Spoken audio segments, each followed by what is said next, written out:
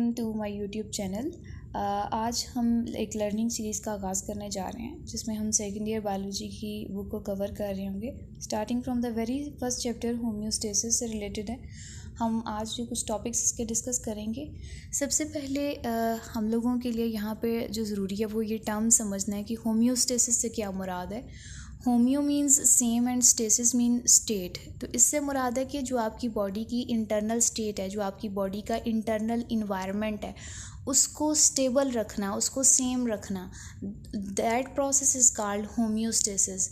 अब उस प्रोसेस को किस तरह से जो है वो सेम रखा जा सकता है, आपका किस तरह से आपकी इंटरनल स्टेट को सेम रखा जा सकता है। फॉर एग्ज़ाम्पल, अगर ह्यूमन की बॉडी की इंटरनल स्टेट टेम्परेचर जो है वो 37 डिग्री सेल्सियस है, उसको उसके टेम्परेचर पे मेंटेन करके रखना, इसी तरह से उसके बॉडी में मौजूद उसकी फ्लूइड की कंसंट्रेशन को बैलेंस करना, उसके इलेक्ट्रोलाइट्स को बैलेंस करना और उसकी बॉडी की पीएच को मेंटेन करके रखना एक नैरो रेंज के अंदर, that is called homeostasis. As a biology student हमें ये पता है कि नैरो रेंज में रखना पीएच को, टेम्परेचर को, that is very necessary. Y?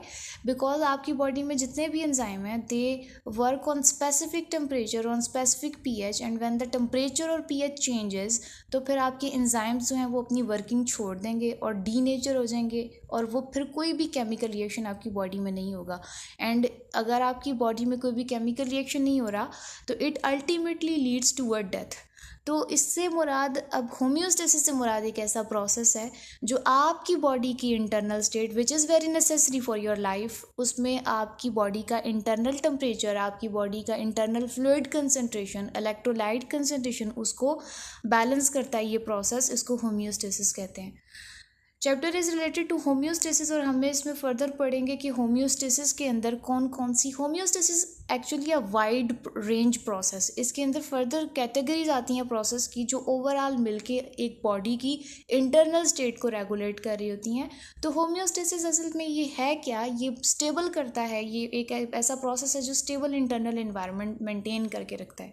तो जैसा कि बुक पे लिखा हुआ है, these words are exactly from your book, कि homeostasis is a vital process by which living organism maintain a stable internal environment despite change in their external environment. For example, अगर आपके environment में temperature -3 degree भी हो जाता है लेकिन फिर भी आपका जो एज अ ह्यूमन आपका कोर टेम्परेचर है और आपका बॉडी का इंटरनल टेम्परेचर है, that will be maintained with in the narrow range 37 degree Celsius तक ही उसको मेंटेन रखेगी आपकी बॉडी।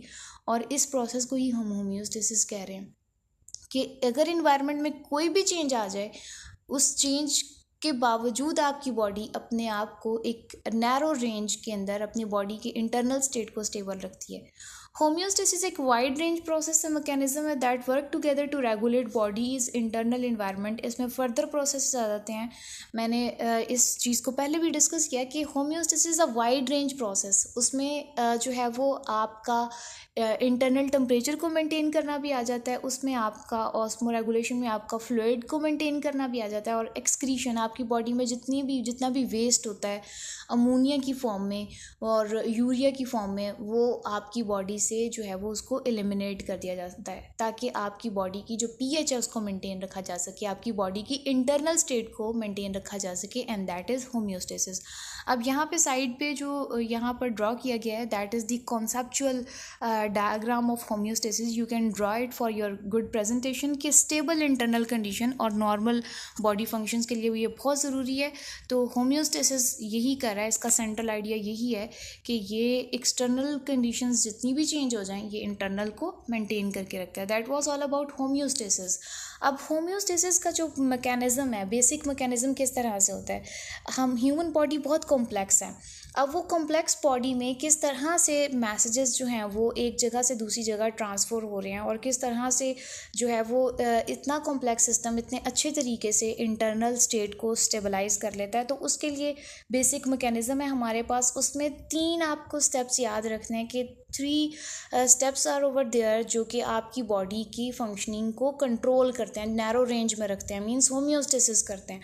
तो सबसे पहले आपके पास यहाँ पे आते हैं रिसेप्टर्स के बाद आता है कंट्रोल सेंटर और फिर आता है इफेक्टर। आसान ज़ुबान में आप समझ लें कि रिसेप्टर आपके इन्वायरमेंट में मौजूद जितनी भी चेंजेस हो रही हैं उसको नोट डाउन करता है और जो भी चेंजेस हो रही हैं तो उसको नोट डाउन करके वो बताता है सेंट्रल, जो आपका सेंटर है कंट्रोल सेंटर, उसको बताया जाता है कि ये जो हैं वो इन्वायरमेंट में चेंजेस आ रही हैं।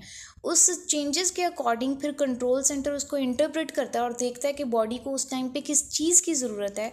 फिर वो इफ़ेक्टर को जो है वो उस हिसाब से जो है वो देता है, कमांड देता है कि अब तुम्हें ये करना है। और यहाँ पे इफ़ेक्टर्स दो तरह के होते हैं, आपके पास मसल्स होते हैं या ग्लैंड्स होते हैं। तो वो अफेक्टर्स जो हैं वो फिर रिस्पॉन्स करते हैं।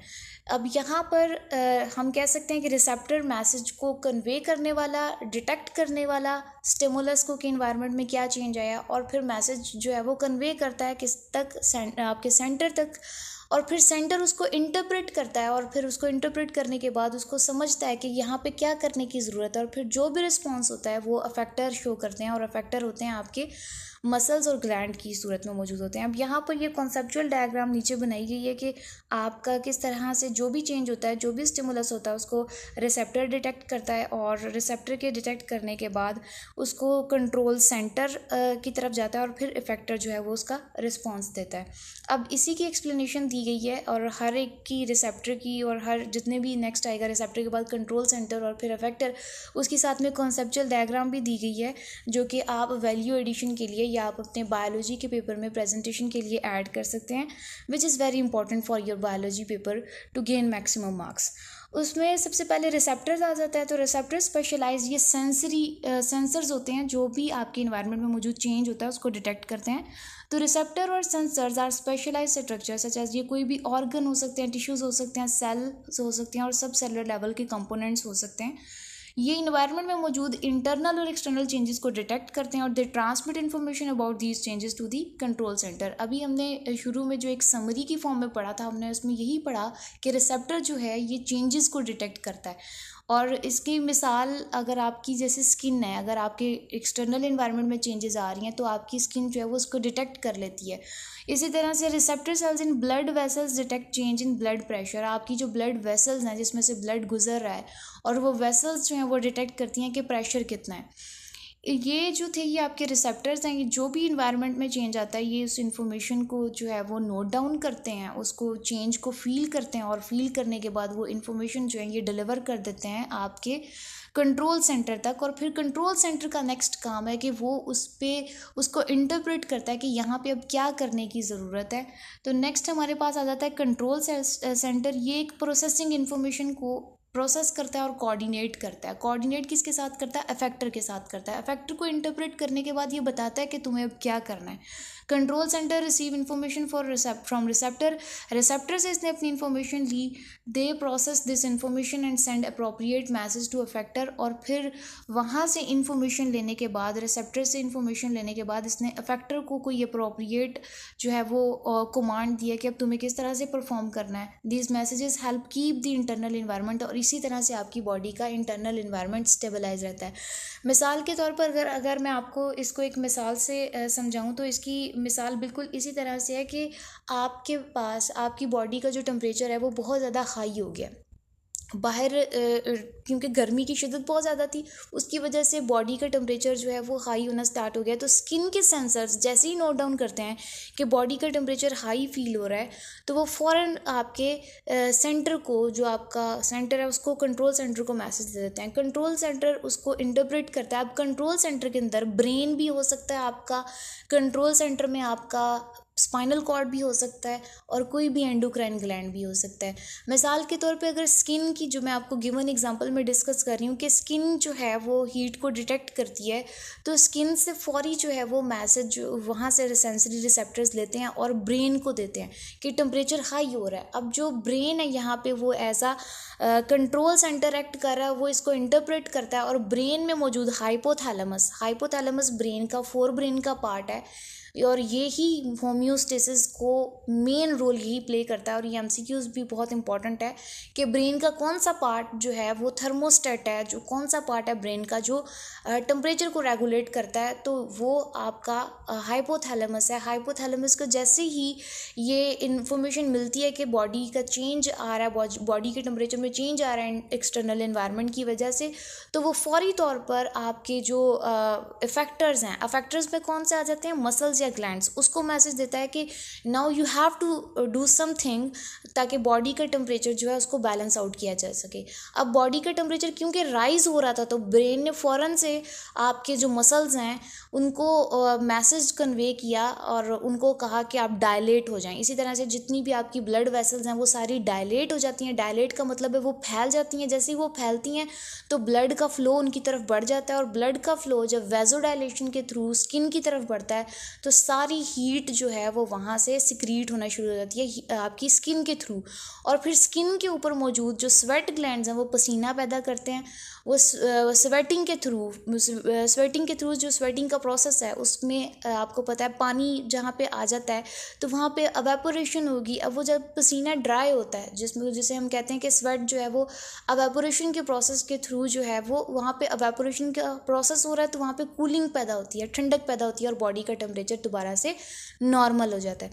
अब ये एक पूरा प्रोसेस था जिसमें आपके स्किन के जो रिसेप्टर्स थे, सेंसरी रिसेप्टर्स थे, उन्होंने डिटेक्ट किया इन्वायरमेंट में चेंज को, और फिर वो इन्फॉर्मेशन आपके ब्रेन के पास गई है और आपका ब्रेन उसको इंटरप्रेट करता है और फिर आपके मसल्स को जो कि अफेक्टर हैं उसको मैसेज देता है that you have to dilate, तुम्हें फैल जाना है ताकि तुम्हारी तरफ ब्लड का फ्लो बढ़ाया जाए और बॉडी में जितनी भी हीट अगर आ रही है उस हीट को रिलीज़ किया जाए। और जैसे ही उस हीट को रिलीज़ करते हैं अफेक्टर यानी आपके मसल्स, तो वहाँ पे स्वेट ग्लैंड्स क्या करते हैं, साथ ही वो स्वेटिंग का प्रोसीजर करा देते हैं। और जैसे ही स्वेटिंग होती है तो अवेपोरेशन हो जाती है, अवेपोरेशन होती है तो कूलिंग होती है, और जैसे ही कूलिंग पैदा होती है तो आपकी बॉडी का टेम्परेचर दोबारा से हम लोग नॉर्मल स्टेट पे ही ले आए।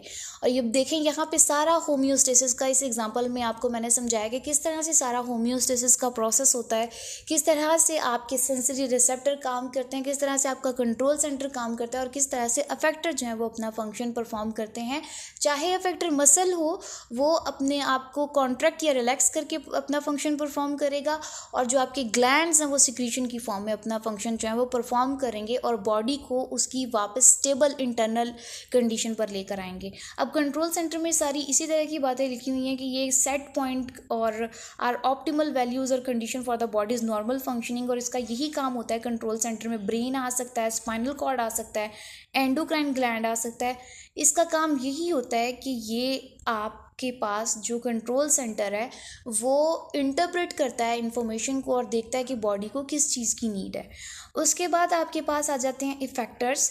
तो इफ़ेक्टर्स जो होते हैं वो ऐसे बॉडी पार्ट्स हैं जो कि रिस्पॉन्ड करते हैं when they receive a message from control centre, जैसे कि हमने अभी इस मिसाल में भी डिस्कस किया। इसमें मसल्स होते हैं, ये रिस्पॉन्ड करते हैं कॉन्ट्रैक्ट करके या रिलैक्स करके, और जो ग्लैंड्स होते हैं वो सिक्रीशंस करके रिस्पॉन्ड करते हैं।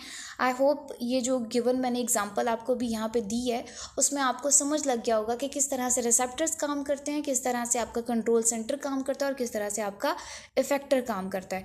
इसके अलावा यहाँ पे इंफॉर्मेशन में उसने एग्जांपल में लिखा हुआ है कि एग्जांपल में बॉडी टेम्परेचर अगर फॉल कर जाता है, अभी एक एग्जांपल में मैंने आपसे डिस्कस किया कि अगर बॉडी टेम्परेचर राइज कर जाता है तो किस तरह से स्वेटिंग का प्रोसेस प्रोड्यूस होता है और उसमें किस तरह से सेंसरी रिसेप्टर, किस तरह से फिर कंट्रोल सेंटर और इफेक्टर अपना रोल प्ले करते हैं।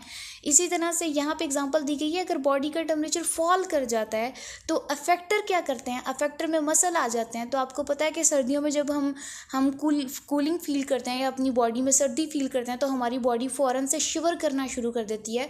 तो आपके मसल्स उस वक्त जो हैं वो शिवरिंग कॉज करते हैं, वैजो कॉन्स्ट्रिक्शन कॉज करते हैं। जब हीट को रिलीज़ करना होता है तो मसल वैजो डायलेशन कर देते हैं, और जब इसी तरह से जब सेव करना होता है, उसको हीट को सेव करना होता है, सर्दी लग रही होती है बॉडी में, तो फिर क्या होता है, वैजो कॉन्स्ट्रिक्शन का, वेसल्स को कॉन्स्ट्रिक्ट कर दिया जाता है, ब्लड फ्लो को स्किन की तरफ रोक दिया जाता है, so heat can be protected, heat को सेव किया जा सके, बॉडी के लिए यूटिलाइज किया जा सके। इसी तरह से जब हीट प्रोडक्शन इंक्रीज़ हो जाती है इन दो तरीक़ों से, शिवरिंग से या वैजो कॉन्स्ट्रिक्शन से, तो हीट प्रोडक्शन इंक्रीज़ होती है तो बॉडी का टेम्परेचर जो है वो दोबारा से आपके सेट पॉइंट पे आ जाता है, 37 डिग्री सेल्सियस पे आ जाता है। आई होप आप लोगों को ये दोनों मिसालें जो है वो कवर हो गई होंगी, आपने अंडरस्टैंड इसको कर लिया होगा। इसको मैं अगेन एक बार आपके लिए कर देती हूँ कि आपको जब दो तरह की यहाँ पे हमने कंडीशंस डिस्कस की हैं।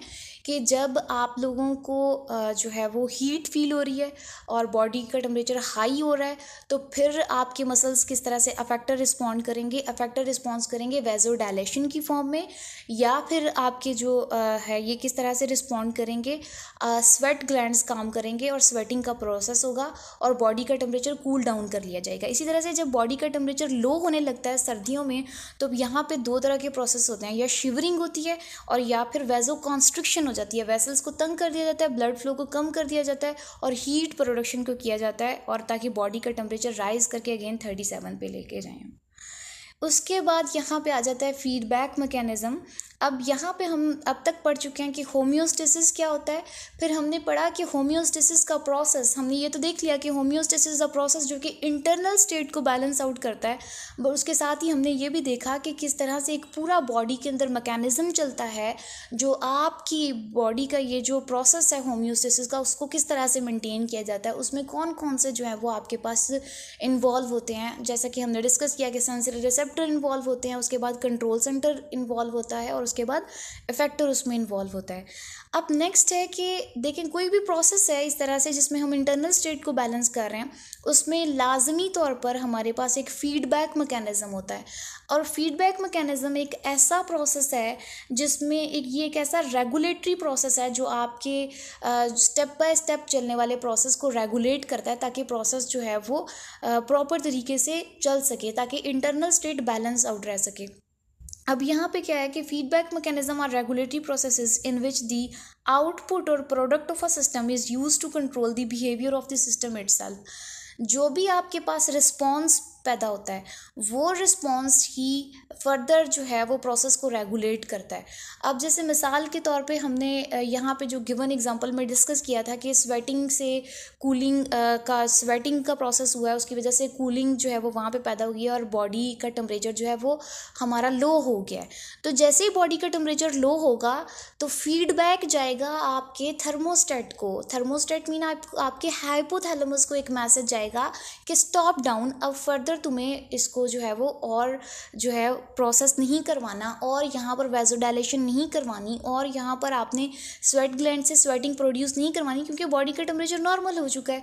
तो फीडबैक मैकेनिज्म से मुराद है ये एक ऐसा आपके पास प्रोसेस है कि जो आपका एक होम्योस्टेसिस का प्रोसेस है। जैसे ही वो कंप्लीट हो चुका होता है, जैसे ही बॉडी का टेम्परेचर सेट पॉइंट पे आ चुका होता है, तो पीछे से स्विच ऑफ कर दिया जाता है उस प्रोसेस को कि now you don't need to do any more, आपको और करने की ज़रूरत नहीं है, यहीं पे इस प्रोसेस को बंद कर दिया जाए। तो ये है आप लोगों का फीडबैक। अब फीडबैक जो होता है उसमें ये देखें, फीडबैक आपका ये स्टिमुलस जो है उसमें जो है उसको कर देता है कि अभी यहाँ पर स्टिमुलस पहले अगर टेम्परेचर राइज हो रहा था तो अब टेम्परेचर जो है वो डाउन हो चुका है, अब स्टिमुलस ही ख़त्म हो गया है, तो ये जो प्रोसेस चल रहा था इसको रोक दिया जाए, दैट इज़ फीडबैक।